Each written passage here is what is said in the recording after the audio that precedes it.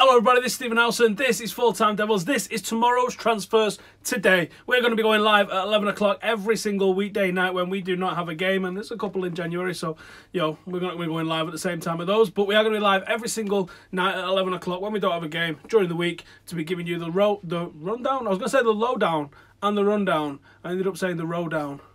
Let's roll with it. I'm going to give you the lowdown on what's going on with all the transfers that we are linked with. So the first one that we're going to be kicking off with, and there is a lot to talk about, including one that just dropped in last minute, and that is Andreas Pereira. Now, Andreas Pereira, he's done there's a lot of articles in Spain that are getting written about him. There's one by Super Deporte, which it's been wrongly translated by the English press. There's nothing new in that. It's just saying that Mourinho's watching him very closely. Pereira wants to stay until the end of the season and not come back. No direct quote on that. That could just be people are assuming the player's feeling, or through agents and secondary sources, that he's giving that sort of vibe that he's happy. He's not really looking at coming back. They also, which is very interesting, and if anybody wants the link, hit me up on Twitter and I'll throw you the link over.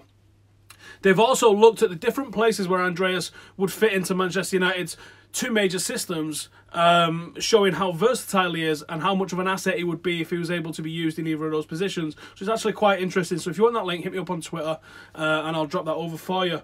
The next one is Messi. No, we're not signing Messi. Of course we're not signing Messi.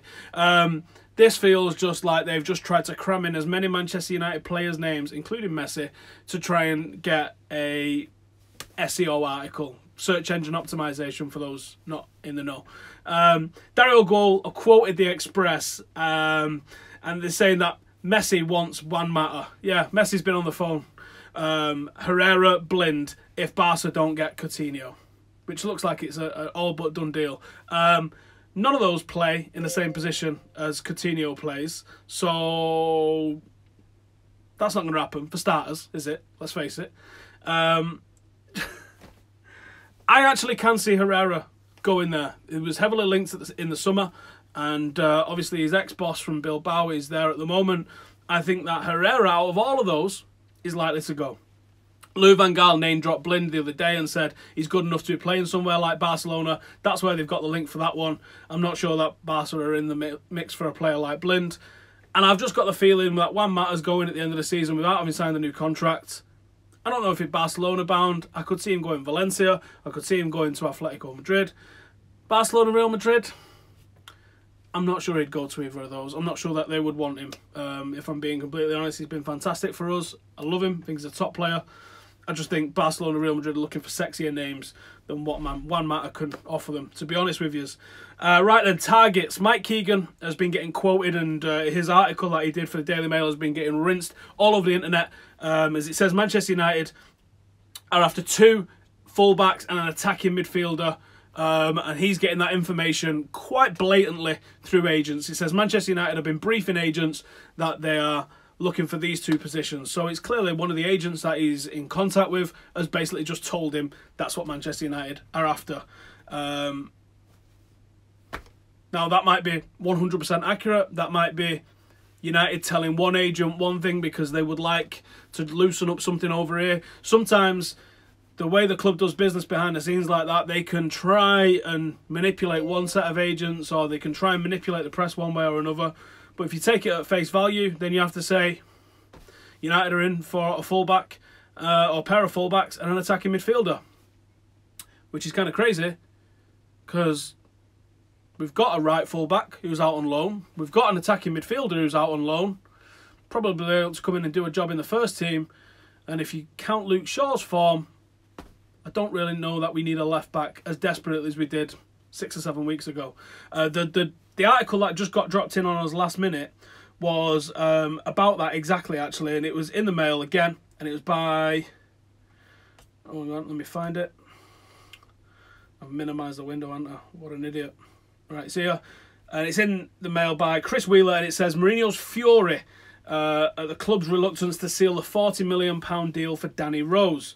Now, the word on the street for a few weeks in Manchester has been that Danny Rose and Ozil was the two players that Mourinho was really after, and Luke Shaw potentially going the other way as a mate weight going to Spurs. What they're saying in this article is that Rose has made no secret of the fact he wants to come. Mourinho wants him. But the United hierarchy, so I'm assuming Ed Woodward, believe that Luke Shaw can do the job. I actually would like to side with Ed Woodward, as bad as that sounds, for a minute here. I would love to see Luke Shaw stick around and be given a chance. I think when he's fit, when he's on form, there's no comparison between him and Danny Rose.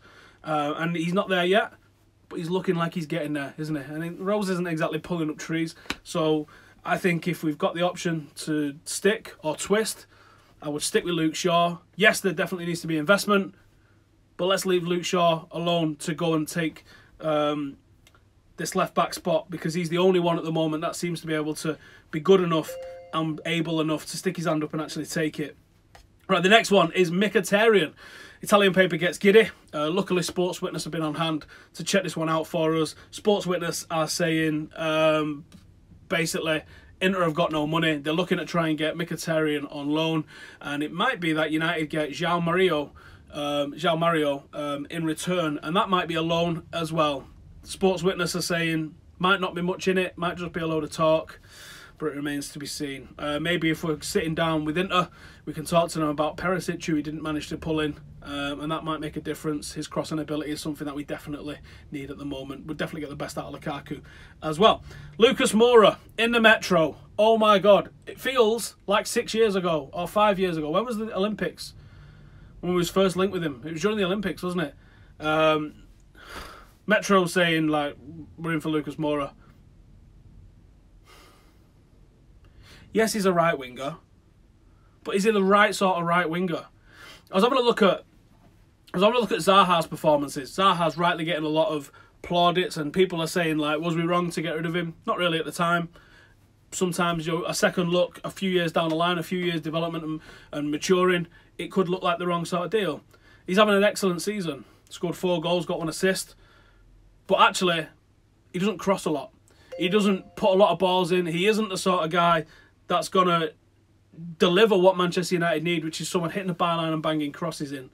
And now I don't think Mahrez does that, to a Beckham level either, but he does it a lot more than what I see from Zaha. So even though Zaha's being excellent, Zaha wouldn't really offer us anything different to what Martial's offering us on the left-hand side. He's just a bit trickier when he's doing it. But he's going there for himself. He's beating people, he's dusting people, he's having impressive individual performances, but he wouldn't add much to what Manchester United need. He'd probably give us a little bit more balance on the right-hand side, but if he's averaging like 1 cross a game, it's just not good enough. It's just not good enough.